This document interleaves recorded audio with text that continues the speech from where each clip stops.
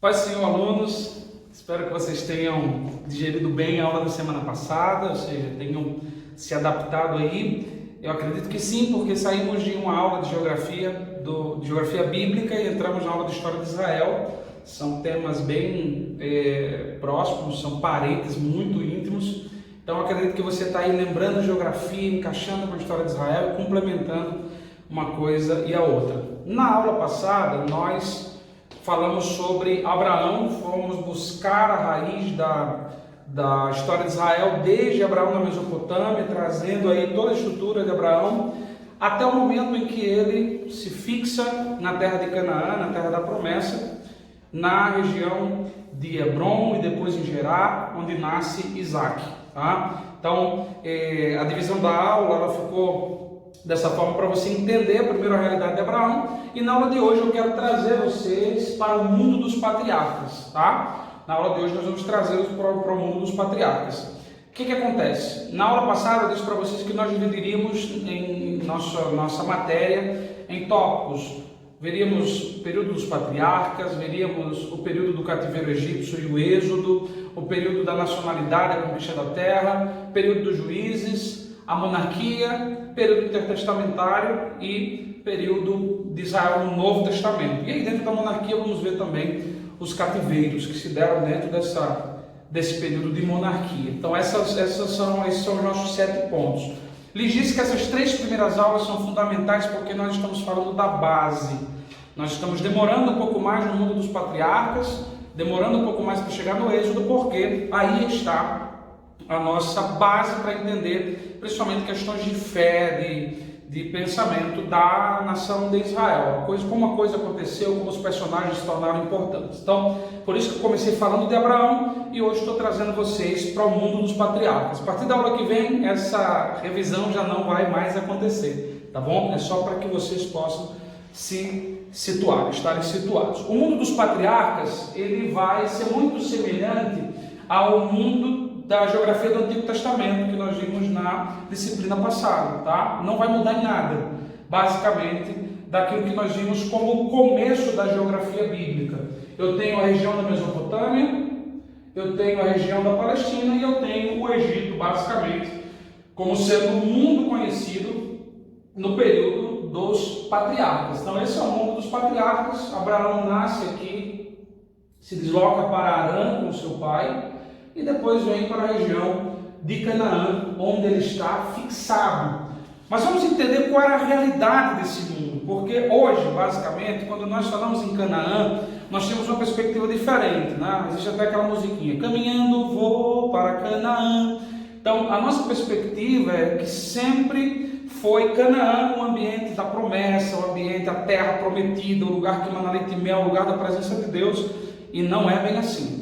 Quando Abraão chega e se estabelece, se finca na região de Canaã, Canaã possuía características, cultura, religião que necessita ser entendida, até para que você compreenda o ambiente onde Israel nasceu. Essa nação que é monoteísta, ou seja, que adora um só Deus, essa nação que cresceu com uma fé genuína, ela foi gerada dentro de um ambiente totalmente improvável. Os patriarcas e o mundo dos patriarcas era um ambiente totalmente improvável para o crescimento de uma nação que abraçaria o projeto de Deus. Vamos lá?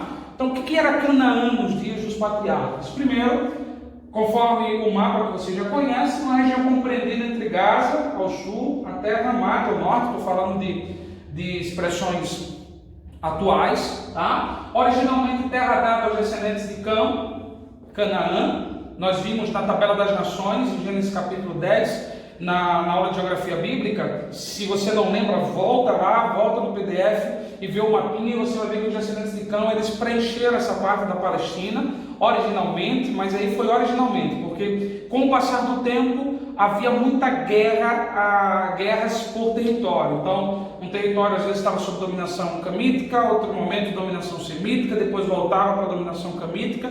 Era muito comum que isso acontecesse. Lembre-se que de cada filho de Noé, Sem, Cã e Jafé, saíram vários povos, não simplesmente uma descendência. Então, houve povos semitas que não eram bons como Israel. Os babilônios são exemplos disso. Os assírios são exemplos disso. São povos semíticos. Vêm da mesma raiz do povo de Israel, mas não eram bons. Então, essa guerra por território era muito comum nos dias em que Abraão estava ocupando Canaã. Então, os patriarcas chegaram aí, e aí está o exemplo de Gênesis 13 e 14. Esses dois capítulos falam de uma guerra referente a esse período de conquistas, tá? Canaã se torna o centro da historiografia bíblica a partir da chegada dos patriarcas. Não é estranho para vocês.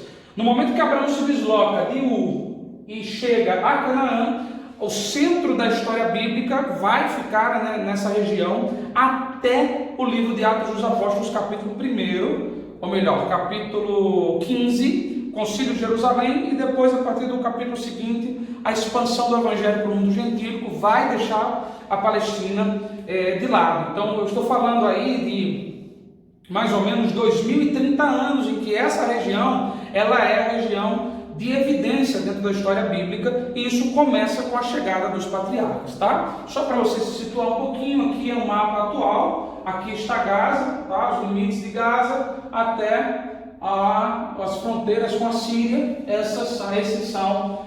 essa é a região conhecida como Palestina, naquela época já uma região bastante conhecida e bastante disputada também, tá? Isso aqui é o mapa atual, para vocês poderem ter uma noção e estarem situados. O que era Canaã? Canaã, terra dos descendentes de Cão, ela era a terra da promessa de Deus a Abraão. Veja Gênesis 10, 15, nós vamos fazer uma comparação entre dois textos, então leia esse texto com atenção. Gênesis 10, de 15 a 18, o texto bíblico vai dizer o seguinte: e Canaã gerou a Sidom, seu primogênito, e a Éter, e ao Jebuseu, e ao Amorreu, e ao Girgazeu, e ao Eveu, ao Arqueu, ao Sineu, e ao Arvadeu, ao Zemareu, e ao Amateu, e depois se espalharam nas famílias dos cananeus, dos descendentes de Cão. Gênesis 10, o que é? Isso mesmo, a tabela das nações. É o momento em que a Bíblia nos relata como essas nações da história bíblica surgiram. Então, Gênesis 10 vai fazer esse registro. Agora veja comigo a promessa de Deus a Abraão em Gênesis 15, versículos 18 a 21. Tá? Eu tenho Gênesis 10 do 15 ao 18, 3 versículos, e tenho Gênesis 15 do 18 ao 21, também 3 versículos, onde Deus vai dizer a Abraão: naquele mesmo dia fez o Senhor uma aliança com Abraão, dizendo: tua descendência tenho dado esta terra, desde o rio do Egito até o grande rio Eufrates, e o Queneu, e o Quenezeu, e o Cadmoneu, e o Eteu, e o Perizeu, e os Refaíns, e o Amorreu, e o Cananeu, e o Girgazeu, e o Jebuseu. Perceba comigo que entre Gênesis 10, de 15 a 18, e Gênesis 15, de 18 a 21, há muitos nomes que se repetem. Girgazeu é um nome que se repete, tá? Amorreu é um nome que se repete, tá? Eteu, Jebuseu, que são os povos da antiga Jerusalém. Então veja que a terra que Deus havia prometido a Abraão era a terra dos descendentes de Cão. E essa promessa acontece, para que você não pense que Deus ele poderia fazer, mas não é simplesmente uma atitude deliberada de Deus, soberana, no sentido de dizer: será assim porque eu quero. Deus vai dizer a Abraão: Abraão, Gênesis 12, essa terra será de vocês quando a medida desses povos chegue, ou seja, quando esses povos me encherem a paciência, quando a medida do pecado, na verdade. Então havia aí uma questão de juízo de Deus também contra esses povos, e a gente vai ver por quê. Mas principalmente a causa das suas idolatrias, da forma como eles se relacionavam com os deuses pagãos, sacrifício de crianças, violação de mulheres. Deus estava também fazendo justiça, tá? Alguns nomes vão mudar de Gênesis 10 para Gênesis 15, tá? Talvez povos novos que vão surgir, as mudanças vão acontecer nesse período. Nós temos aí de Gênesis 10 para Gênesis 15 um bom período de tempo, não se sabe quanto, mas há um lapso de tempo aí, tá? Possivelmente maior do que séculos, tá? Mas há um período de tempo muito largo, e os nomes podem mudar, porque naquele período de guerra muitos povos conquistavam e aniquilavam outros povos. Então veja que Canaã era essa terra dos descendentes de Cão, a quem Deus havia feito promessa de dar a Abraão. Características daquela terra: havia uma característica cultural muito forte. Canaã não era, já nos dias dos patriarcas, um povozinho nômade e sem cultura, de nenhuma maneira. Eles já tinham arquitetura e construções bem mais desenvolvidas. Eles já trabalhavam muito bem com a cerâmica, com a música, com o artesanato. Então já havia um desenvolvimento cultural muito forte na região de Canaã, quando Abraão chega naquela região, quando os patriarcas se estabelecem. Era uma terra próspera fisicamente, terra que mana leite e mel, ou seja, uma terra que na maior parte das suas regiões era produtiva, apesar das regiões desérticas. Eu tenho ali, lembra, a bacia do Jordão, que são o Jordão e os seus afluentes e subafluentes, e a bacia do Mediterrâneo, os rios que desembocam no mar Mediterrâneo. Então, eu tenho muitas áreas irrigadas ali, apesar das regiões desérticas e montanhosas. Tá? As cidades estavam situadas nessas regiões. Então, eram cidades que se desenvolveram bem durante aquele período e já tinha toda essa cultura desenvolvida. A partir disso, era um povo também de características religiosas. Lembre-se, eles possuem a raiz noática, eles vêm de Noé. Eu falei para vocês na aula passada sobre os mesopotâmicos que criam na vida após a morte, que tinham toda uma perspectiva de eternidade. Isso se dava pela sua raiz noática, ainda que no tempo dos mesopotâmicos estava deturpado. O sentido de adoração aqui em Canaã, com ele aconteceu a mesma coisa. Estava deturpado, apesar da sensação, da realidade de uma divindade, de adoração existir no coração dos descendentes de Noé, porcão, tá? Esse sentimento estava deturpado. Então, Canaã era majoritariamente politeísta, ou seja, eles adoravam a vários deuses. Havia uma multiplicidade de deuses em Canaã, como havia na Mesopotâmia, como havia no Egito. Naquele período, você vai perceber, em Gênesis 10, do pós-dilúvio, na verdade, até Abraão, que houve um período negro, basicamente, onde parece que a ideia de um Deus único foi esquecida. Isso seria verdade se não considerássemos o livro de Jó. Vocês devem ter visto no panorama do Antigo Testamento. O livro de Jó está aí entre Gênesis 11 e Gênesis 12. Então, o livro de Jó é uma flâmula, é uma chama no meio dessa espiritualidade, dessa religiosidade deturpada, dizendo que Deus preservou os seus remanescentes. E Jó era um descendente de Sem. Se você analisar, havia um homem na terra de Uz. Esse nome Uz vai aparecer em Gênesis 10 como um dos descendentes de Sem, que possivelmente deu origem àquela cidade, ou aquele lugar, né? Não se fala cidade, se falava de lugar, aquele lugar onde Jó habitava e era rico na região do Oriente. Então, nesse período de Gênesis 10 a Gênesis 12, antes da história de Abraão, nesse intervalo, o que predominavam eram povos que deturparam sua adoração, se afastaram de Deus, se afastaram daquela raiz noática. Deus tinha o seu referencial, sua reserva, que era Jó, mas que estava localizado, tá? Que está mencionado aí como essa reserva. Essa humanamente falando, uma das motivações pelas quais Israel nasce. A história de Israel, ela tem uma motivação muito forte nisso. Deus escolhe dentre os povos que se perderam, Deus cria. Ele não escolhe uma nação, Ele forma uma nação. Ele forma essa nação dentro desse meio que estava corrompido, mesopotâmicos, palestinos, cananitas, e egípcios, totalmente entregues a essa adoração a vários deuses e deuses falsos. Afastados de uma adoração verdadeira, Deus levanta, Deus começa a formar uma nação para adorar e para ser embaixatriz do nome dele e do seu evangelho, da mensagem da vinda do Messias. Aí está uma razão inteligente para que você entenda todo esse pano de fundo de Mesopotâmia, Canaã e Egito quanto às questões religiosas. Então, os povos de Canaã, politeístas, adoravam e serviam a vários deuses. Dentre eles, o deus El. Veja que é um nome muito próximo daquilo que nós conhecemos de Deus, porque quando falamos de Deus pelos seus nomes bíblicos, chamamos Deus de El Shaddai, o Todo-Poderoso. Chamamos Deus de El Gibó, o Forte.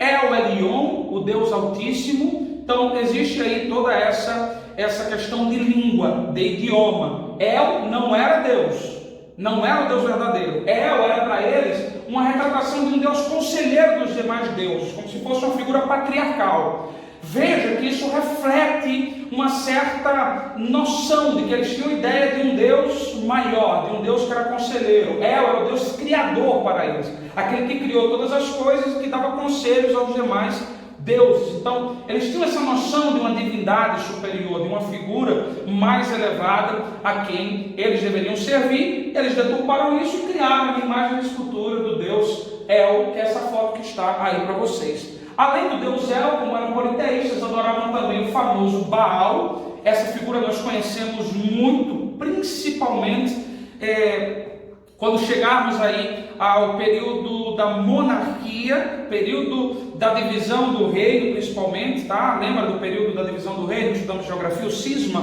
hebraico, tribo do norte e tribo do sul. Nesse período a idolatria ela é introduzida em Israel e esse deus Baal ele vai ser muito cultuado. Jezabel será a sua principal expoente. Veja que Baal já está na terra de Canaã muitos anos antes dos eventos das idolatrias institucionais de Israel nos anos vindouros. Baal é uma palavra que quer dizer Senhor, era o jovem deus guerreiro, tá? Baal era retratado às vezes de múltiplas formas, como por exemplo, mais na frente, não nesse período, eu não vejo nesse período essas evidências, mas você vai ter Baal Zebub, o senhor das moscas, você vai ter Baal Peor, o deus dos pecados sexuais, o Baal Amon, o senhor da região de Amon. Cada região tinha aí os seus Baalins, que é o plural para Baal. Então Baal é uma palavra genérica de senhor, mas que vem dessa figura do deus guerreiro de Canaã. Outra figura conhecida na religião de Canaã, que também vai ser mencionada na Bíblia, é a deusa Acera. Essa deusa era uma deusa de fertilidade, tá? Veja que ela traz os seios de fora, ela traz nas suas mãos coisas que são típicas da cultura, do extrativismo da economia daqueles povos, como a pesca, a produtividade. Havia inclusive orgias sexuais, pecados sexuais cometidos, porque muitas vezes eles entendiam que as orgias sexuais dentro dos cultos pagãos estimulavam os deuses a praticarem o sexo também no céu e fertilizar a terra. Então, por isso essa figura às vezes estão voltada para a sexualidade. Baal e Acera vão aparecer no episódio de 1 de Reis, capítulo 18, quando Elias enfrenta 450 profetas de Baal e 400 profetas de Acera. Veja como esses deuses, essa idolatria estava tão prostrada na região de Canaã, que muitos anos depois, mesmo depois de Davi ter conquistado todo o entorno, porque Josué ele falha em alguns pontos na ocupação da terra, vamos chegar lá, mesmo depois de todo esse tempo, essas estruturas ainda estão aí bem colocadas. Essa era Canaã no seu contexto cultural e no seu contexto religioso. E aí, recapitulando, Abraão está nessa estrutura. Nessa região de Canaã, Abraão está peregrinando, Siquém, Betel, Egito, Betel, Hebron, Berseba, e por aí vai, tá? Gerar, Abraão está peregrinando dentro dessa estrutura. Ele se separa de Ló. Nessa estrutura em Gerar, como vimos na aula passada, Isaac nasceu, Gênesis capítulo 21, Isaac nasce nessa estrutura. Ismael é expulso da companhia de Abraão, mas se estabelece dentro dessa região, e os patriarcas estão então fixados na terra. Eles estão fixados na terra de Canaã. Agora são peregrinos, são nômades, essa é uma fase nômade, ou seja, eles não têm um local fixo, eles se deslocam de uma região para outra, mas eles estão consolidados aí na terra, já não vamos mais ver uma peregrinação definitiva até o fim da história de Jacó para uma outra nação. Eles estão fixados aí. E aí, dentro da história de Abraão, nós começamos a ter uma preparação para a mudança do patriarcado. Essa mudança do patriarcado, já no fim da vida de Abraão, ela começa com aquilo que o judeu chama de a última prova de Abraão, ou o último teste de fé de Abraão. Esse último teste de fé de Abraão seria o sacrifício de Isaac. Eles enumeram aí 10 experiências de provação, de teste às quais Deus submete a Abraão, e a última e mais grave seria o sacrifício de Isaac. Ela é pontual para a apresentação da fé de Abraão, quero deixar isso claro para vocês. Ela tem muito a ver com a base, o alicerce da nação de Israel, porque Abraão produz aqui uma fé sobrenatural e desconhecida até aquele momento, tá? É uma prova de Abraão. Abraão tem que caminhar 3 dias da região onde ele estava, em Gerar, até a cordilheira do Monte Horebe, uma das montanhas da cordilheira do Monte Horebe, onde ele sacrificaria Isaac.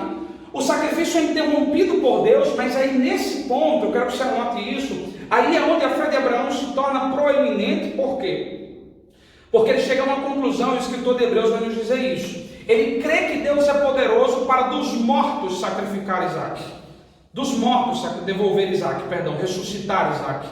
Quem havia ressuscitado até aquele então? Até aquele momento, que figura na história havia ressuscitado? Ninguém. Então Abraão, ele crê literalmente do nada. Por essa razão ele é o pai da fé. Primeiro, lá atrás, ele começa a buscar a Deus a partir de confrontações e observação da natureza. Ou seja, ele começa a entender que é necessário conhecer mais sobre o Deus que criou todas as coisas. E aí, nessa busca, ele se depara com Deus e Deus se revela para ele. Ele atende o chamado de Deus por fé, indo para um lugar que não sabia. E agora, outra vez, a sua fé, de forma inédita, ela produz na vida de Abraão aí um destaque. Abraão entrega seu filho a Deus por fé e por amor. E aí, isso marca Abraão na história, e na história de Deus também, porque mais na frente Isaías vai dizer de Abraão que ele era amigo de Deus. Ou seja, ele vai falar de Israel dizendo: ouve, ó Israel, descendência de Abraão, meu amigo.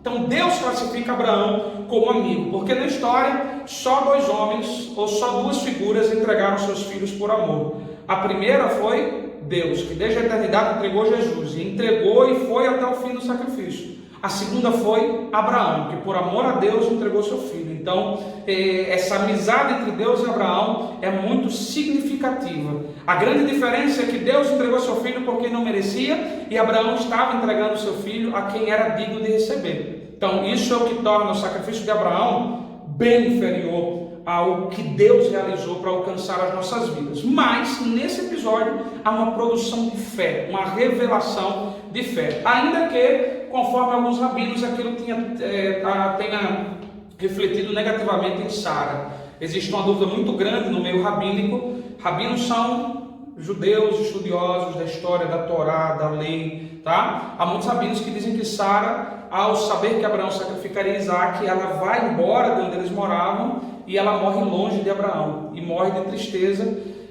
por pensar que Isaac havia sido sacrificado, tá? Então isso é um tema que não sei se vale a pena se aprofundar, mas que muita gente às vezes tem curiosidade de entender porque o que aconteceu com Sara, onde é que estava Sara. Eu já vi pregadores dizendo: Abraão não comunicou a Sara que ia levar Isaac para sacrificar, simplesmente saiu e levou. Bem, a cultura, a tradição judaica, ela pensa diferente. Eu estou só pontuando para que vocês entendam o tamanho a repercussão desse episódio do sacrifício de Isaac. Esse é de fato a última prova de Abraão. Tanto que depois disso, dentro desse processo de transição do patriarcado de Abraão para Isaac, nós temos em Gênesis 24 Abraão preocupado com o casamento de Isaac. Isaac precisava casar, estava jovem ainda, devia ter seus 40 anos aproximadamente, tá? Então, se você não chegou nos 40 ainda e não casou, fique em paz, fique tranquilo, ainda tem tempo, está cedo, tá? Agora Isaac precisava casar para assumir o patriarcado, e a Bíblia vai dizer que Abraão chama o seu servo Eliezer, lembra o Damasceno, aquele que seria o seu herdeiro, pede para que ele ponha a mão debaixo da sua coxa,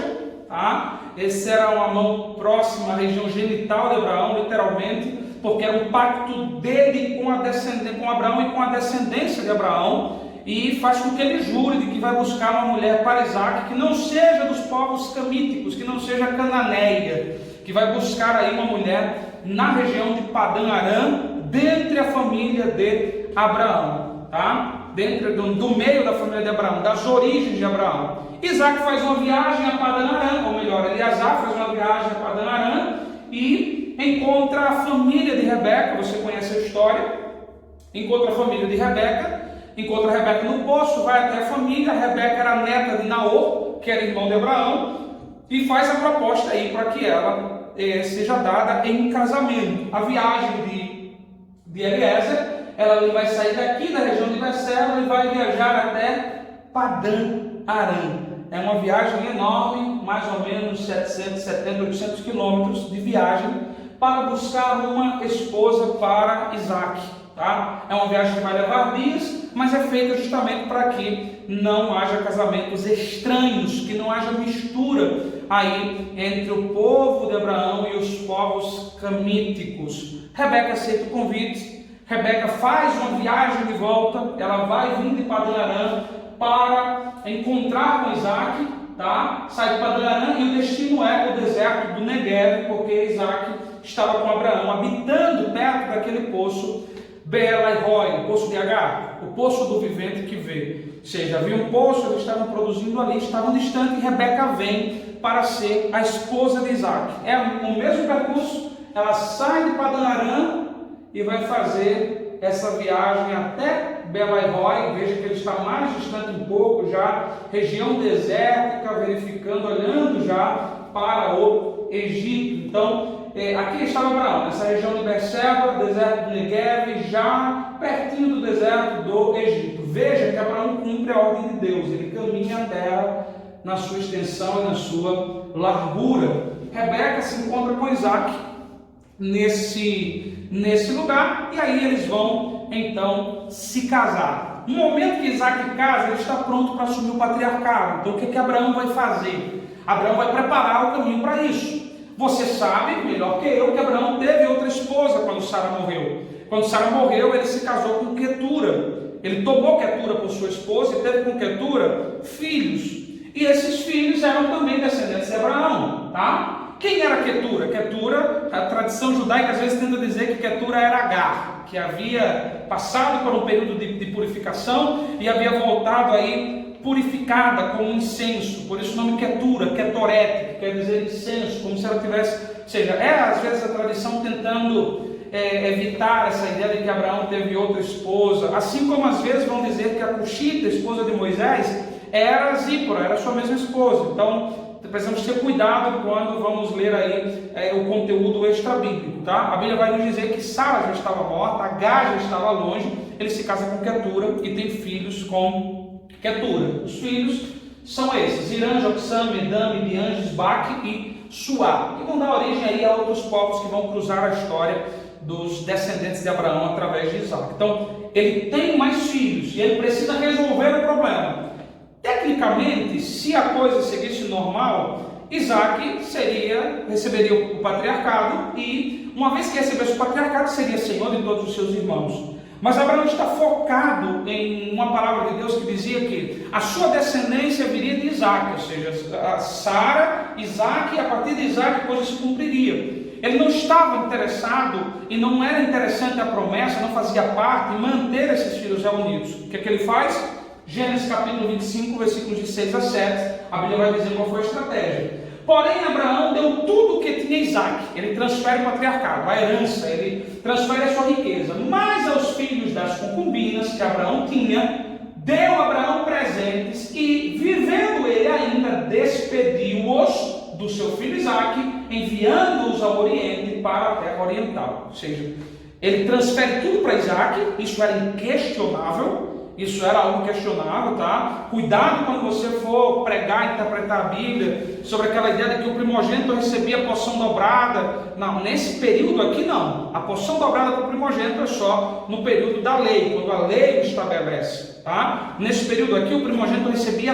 tudo. Por isso o desespero de Esaú quando perde a sua primogenitura, tá? Abraão entrega tudo a Isaac, era normal, ele transfere o patriarcado. Nós estamos começando a ver o nosso segundo patriarca desse período. E aos demais filhos que ele teve com as concubinas, ele deu presentes, ou seja, os supriu, os muniu, deu condições para que eles se estabelecessem em outros locais e os mandou para longe, para a terra oriental. Muitas vezes essa expressão terra oriental tem que ver com terras longínquas, distantes, tá? Ainda que eles foram literalmente mandados para o Oriente, para o outro lado do rio Jordão. A maior parte desses povos se estabeleceram aí a leste e sudeste do Jordão, tá? Então, aí nós temos essa transição do patriarcado. Você deve estar se perguntando, e a figura de Ismael? Ismael já estava há muito tempo estabelecido. Ismael vem para chorar a morte de Abraão, inclusive. Ismael pode ter sido um desses filhos que recebeu presentes, porque fala aos filhos das concubinas,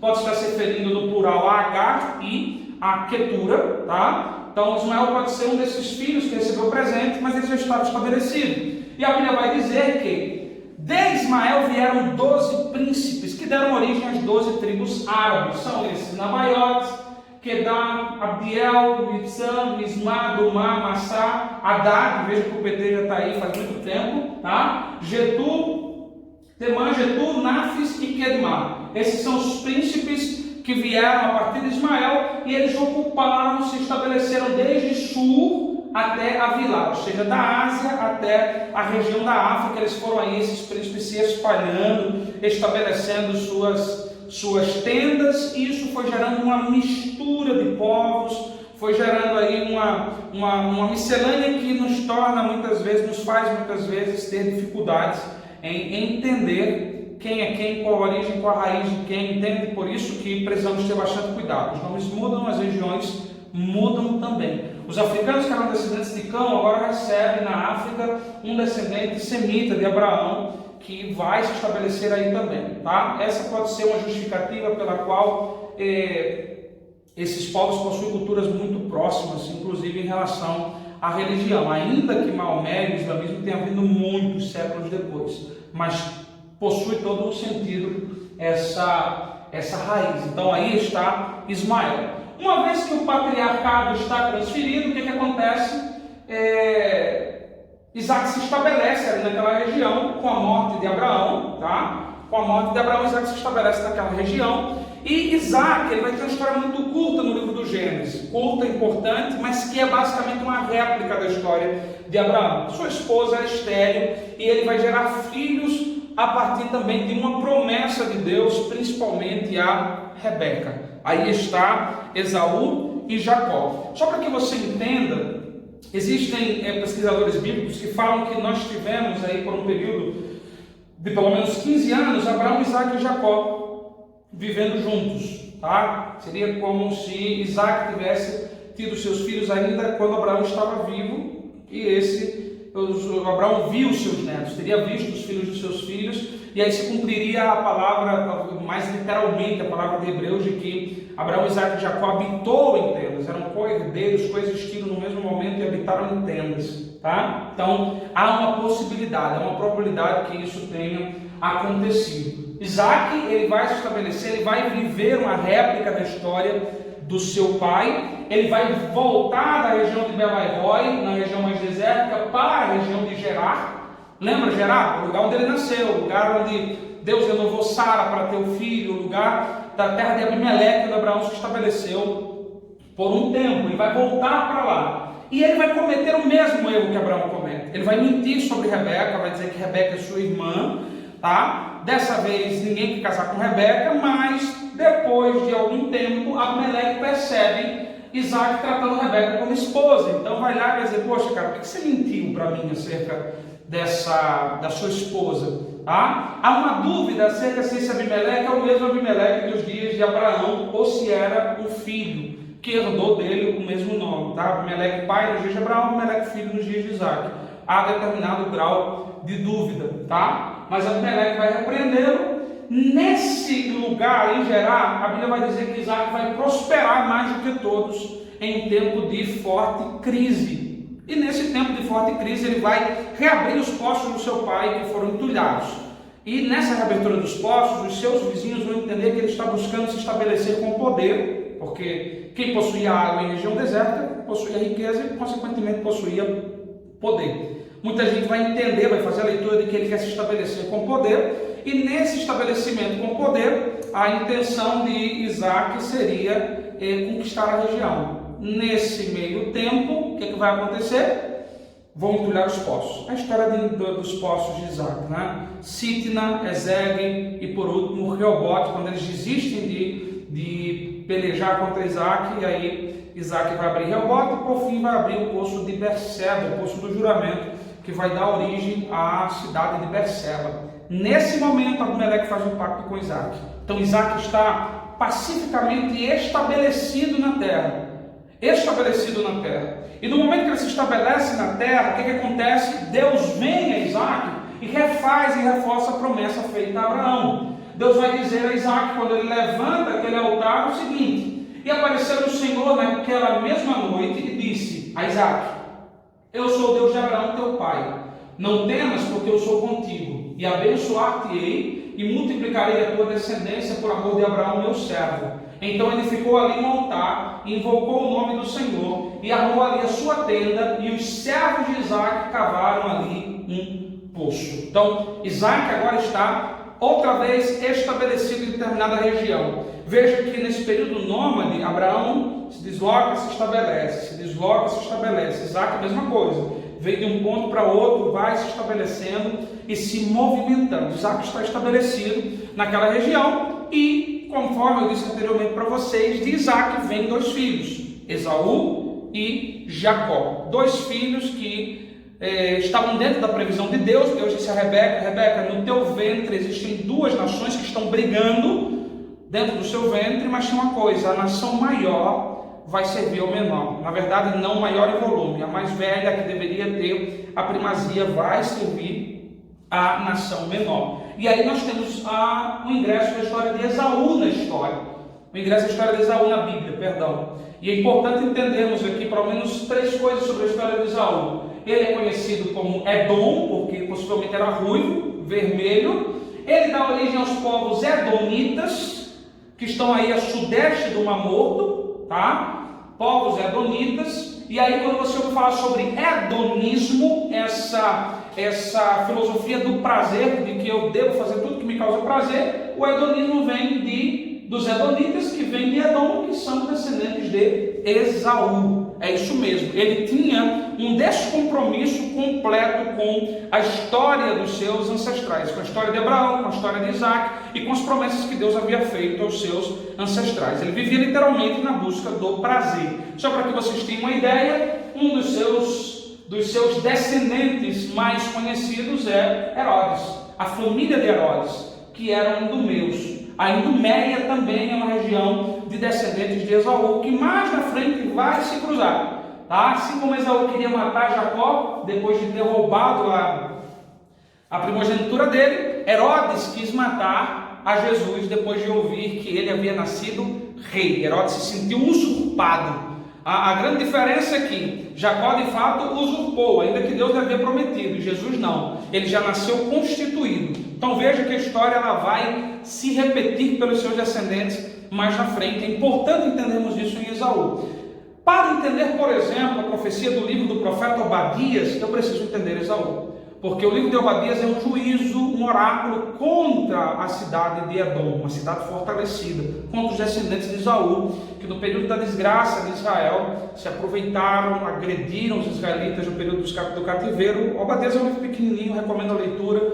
Agora pensando o seguinte, são descendentes de Esaú. Vai entender aí bem porque que se fala sobre a casa de José, a casa de Jacó, a casa de José, porque ali é um confronto de interesse entre a casa de Jacó e a casa de Esaú, tá? Então, recomendo essa leitura para que vocês entendam. Os incidentes da vida de Esaú, conhecidos, ele despreza a sua primogenitura, esse é o mais grave de todos.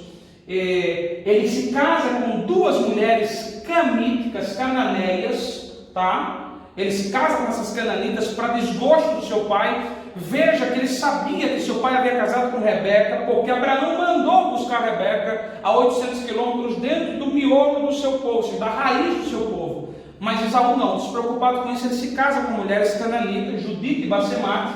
Depois, quando ele perde a primogenitura, ele quer tentar resgatar privilégios com seu pai, ele vai buscar uma descendente de Abraão, mas o que ele faz? Se casa com a filha de Ismael, se casa com Maalate. E aí o maior incidente depois do desprezo da primogenitura foi a bênção furtada. Jacó vai lá no momento em que Isaac iria começar a transferência do patriarcado, Jacó vai lá e se passa por Esaú, e agora Esaú vai sofrer as consequências. Então, olhando para o mapa, aqui está Edom, Mar Morto, Rio Jordão, Mar da Galileia. Aqui está Edom, para onde veio Esaú e se fixou com seus descendentes. Aqui está Hebron, Berseba e Gerar, que era a região onde geralmente os patriarcas circulavam e viviam. Então, enquanto Isaac estabeleceu-se aqui com Jacó, muito tempo depois dos episódios da perda da primogenitura e tudo mais, Esaú migra dessa região e vem para a região de Edom. E aí se estabelece aqui desse lado do Jordão, onde estão já os descendentes de Ló com sua filha mais velha, os Moabitas, onde estão os descendentes de Ló com sua filha mais nova, os Amonitas, não Amoritas, ainda não eram nações fortemente constituídas, mas estavam crescendo aí. Veja que todo o reflexo daquilo que fluiu daqui, da promessa, mas não fazia parte da promessa, está desse lado, né? Ló está desse lado, Esaú está desse lado, eles vão se afastando do núcleo da promessa. Essa é a história de Esaú, não é uma história das mais bonitas. Dentro da história de Esaú, nós temos a história de Jacó. Dentro da história de Isaac, temos a história de Jacó, que é paralela à história de Esaú. Isaac é escolhido por Deus, Jacó é escolhido por Deus desde o ventre para ser o sucessor do patriarcado, para receber esse patriarcado. Tanto que quando ele nasce, ele recebe o nome de Jacó, tá? Apesar de adotarmos esse significado, aquele que agarra o calcanhar, aquele que segura o calcanhar, porque ele nasceu agarrado no calcanhar do seu irmão, o nome de Jacó, tá? É um nome teofórico. O que é o nome teofórico? É um nome cuja composição possui uma parte do nome de Deus, Iá de Javé. Então, Iacov quer dizer Deus protege, ou protegido por Deus, o amado de Deus. É isso aí. Você ouve a vida toda que Jacó significa enganador, usurpador, mentiroso. Não, nenhuma mãe colocaria esse nome com esse significado no filho, ainda mais Rebeca, que sabia que Jacó era filho da promessa. Ela coloca nele o nome de Iacov, amado de Deus, protegido de Deus, cuidado por Deus. E essa figura vai ser uma figura central no livro do Gênesis, porque eu tenho metade do livro do Gênesis dedicado a Jacó. Tá? Abraão tem uma importância monstra, gigante. Isaac tem uma importância significativa. Jacó, ele vai ter uma importância profunda, porque eu tenho a história de Abraão do capítulo 12 ao capítulo 24. Então eu tenho 12 capítulos sobre Abraão. Eu tenho mais ou menos um capítulo acerca de Isaac. Essa é a verdade. Um capítulo, 2 capítulos no máximo, porque as histórias se cruzam aí. Mas eu tenho 25 capítulos do Gênesis acerca de Jacó. Eu tenho metade do Gênesis dedicada à história de Jacó. Então há uma importância muito forte dentro da história de Jacó, que no começo da sua vida, dos seus passos, ainda demonstra que havia uma influência das culturas mesopotâmicas, das culturas pagãs na sua mentalidade. E aí te dou um exemplo, a própria venda da primogenitura. Os tabletes de Nisu, onde se encontraram as mesmas leis acerca do filho da escrava, acerca do privilégio da escrava que concebia do seu senhor, aquilo que Abraão aplicou nos seus dias. Os mesmos tabletes de Nisu, ou de Nuzi, tá, falavam acerca da possibilidade de se vender a primogenitura. Então, Jacó não está usando simplesmente de uma artimanha que ele criou, eu vou comprar a primogenitura. Por que Esaú aceita tão facilmente? Porque aquela tradição estava na raiz deles, na raiz da genealogia. Por isso Jacó compra a primogenitura de Esaú. Ele usa desse ardil, desse argumento, e ele trabalha na mente de Esaú para comprar essa primogenitura. E como Esaú era um edomita no sentido original da palavra, alguém que se preocupava com o prazer aqui e agora, com suas necessidades superficiais, ele vai dizer: o que serve minha primogenitura se eu estou com muita fome? Está vendido, me dá essa sopa de lentilha.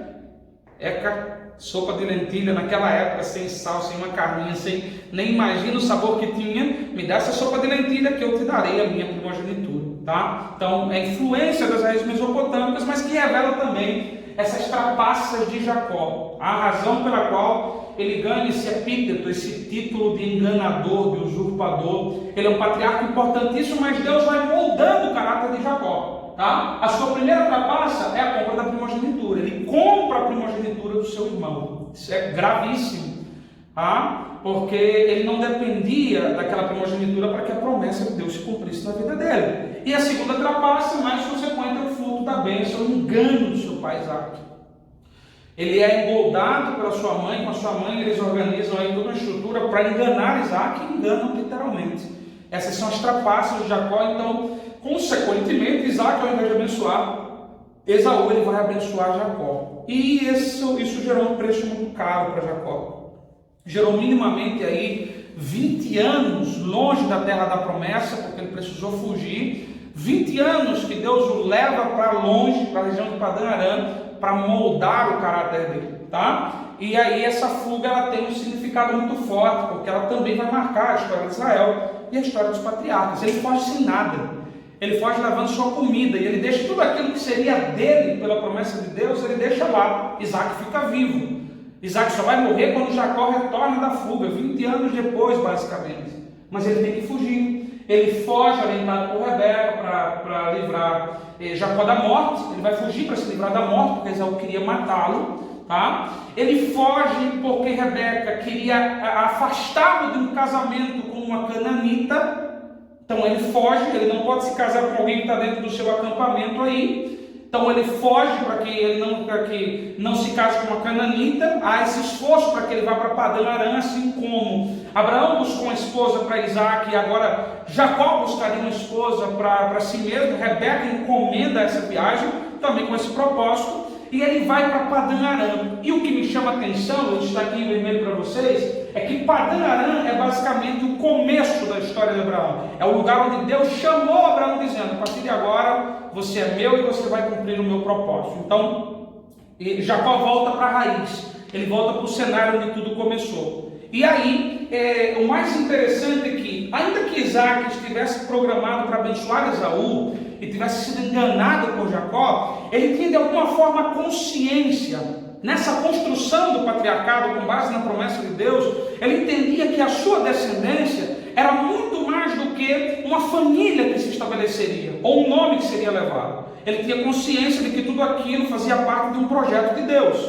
Então, ainda que ele tenha sido enganado, Isaac, ele não se enfurece com aquilo. Ao contrário, quando nós vemos Isaac abençoando Jacó antes de ele ir embora, nós vamos perceber que havia determinado grau de concordância com o que estava acontecendo. Ou seja, ele foi enganado, mas ele tem aquilo como sendo de alguma forma um ponto positivo, porque a promessa se cumpriria em Jacó, conforme Deus havia dito. Olha o que diz o versículo 3 e 4, versículos 3 e 4 de Gênesis 28. Isaac abençoando Jacó vai dizer: Deus Todo-Poderoso te abençoe, te faça frutificar e te multiplique, para que sejas uma multidão de povos, e te dê a bênção de Abraão, a ti e a tua descendência contigo, para que em herança possuas a terra de tuas peregrinações que Deus deu a Abraão. Então, nesse momento, ele vai utilizar os verbos que Deus utiliza lá em Gênesis 12 para Abraão, sobre abençoar, frutificar, multiplicar. Ele vai falar sobre o que Deus falou para Abraão, sobre ser uma multidão de povos. Ele vai falar sobre a bênção de Abraão, com a qual todas as nações seriam abençoadas, e ele vai falar sobre a conquista da terra, sobre voltar e ocupar toda aquela terra através dos seus descendentes. É um ponto interessante a ocupação da terra pelos seus descendentes, porque ainda que Deus houvesse prometido a terra a Abraão, seria impossível para Abraão ocupar toda aquela terra, já que ele não tinha povo suficiente para isso naquele tempo. Então, a promessa de Deus para Abraão sempre foi que a terra seria ocupada pelos seus descendentes. Lembre-se de Gênesis 15. A quarta geração voltará e ocupará esta terra. Era uma promessa que se cumpriria nos seus descendentes. Tá? E se cumpriram nos descendentes de Abraão, de Isaac e de Jacó. Por isso o escritor de Hebreus diz que esses patriarcas, Hebreus capítulo 11, eles viram a promessa de longe, saudaram a promessa e morreram esperando a promessa. Então Deus não cumpriu? Na verdade, Deus cumpriu, só que a promessa era processual. O surgimento da nação de Israel, ele foi um processo de Deus dentro da história, como nós estamos vendo, que passava por esses patriarcas e agora está nos braços, no colo do patriarca Jacó, que vai fazer uma viagem, tá? Vai fazer uma viagem para Padã Arã. Ele vai viajar para Padã Arã, ele vai sair da região de Mangue e vai fazer essa viagem para Padã Arã, fugindo de Esaú. Nessa viagem, ele recebe uma bênção de Isaac, mas nessa viagem ele precisava de uma palavra de Deus. E aí em Betel, que originalmente se chamava Luz, e foi chamada de Betel por causa de Jacó, Beit El, casa de Deus, quando ele dorme na beira da estrada, com uma pedra fazendo uma pedra de travesseiro aí na cabeça, a Bíblia vai dizer que Deus se revela para ele. Ele tem aquela visão da escada que toca o céu e toca a terra, e anjos que subiam e desciam dessa escada, e Deus vai falar com ele naquele contexto, reafirmando a promessa. Veja, Deus falou com Abraão em Gênesis 12, Deus falou com Isaac em Gênesis 26, e agora Deus vai falar com Jacó em Gênesis capítulo 28. E a palavra de Deus com Jacó não é diferente do que Deus ministrou aos demais. Deus vai dizer a ele: eis que o Senhor estava em cima dela, da escada, e disse: eu sou o Senhor, Deus de Abraão, teu pai, e o Deus de Isaac.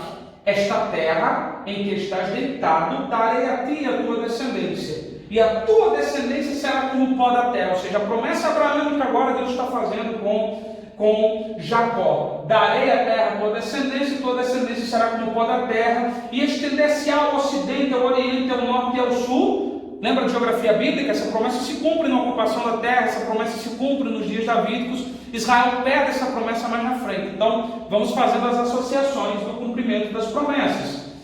E em ti e na tua descendência serão benditas todas as famílias da terra. Também uma palavra de Deus a Abraão em Gênesis 12. E eis que estou contigo e te guardarei por onde quer que fores. Aí está talvez o significado do nome Jacó. E Jacó, guardado por Deus, protegido por Deus. E te farei tornar a esta terra, porque não te deixarei, até que haja cumprido o que te tenho falado. A história de Israel passa por um compromisso muito forte de Deus.